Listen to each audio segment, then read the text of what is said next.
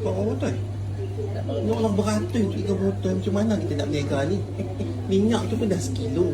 Cabai berapa ringgit? RM40 RM40 sekilo. Abang berapa kilo tadi? Dapat 3 botol. Mampu je lah. DJ dah sebotol dah.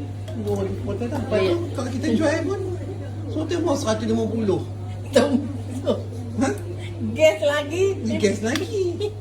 Oh tak payahlah. Aku buat sendirilah. Tak rasa aku dalam 4 ahli. Apa? Ya. Itu yang bila Bapa cakap dengan kejap. Apa nama? Apa kau tengok tadi? Tak untung. Tak untung satu. Aku ni memang bukan tangan nak berniaga dalam makanan kan. Tak jadi. Buat kek. Nak buat kerja pun tak jadi. Ini pun tak. Buat apa loyang pun tak jadi. Tak maulah.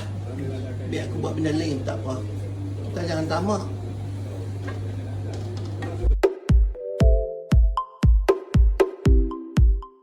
Satna nak tanya aku punya ikan dah goreng belum? Pukul 7 ni. Sat lagi orang bang. Goreng ikan tak Kau apa lah ni? Tak. Cili tu tak payah panas. Ikan tu sat lagi bagi hangat. Cili tu sejuk atas dia. Terian aku? Dia ada dah. Tengoklah dah. 2 minit dapat banyak tu. Ha?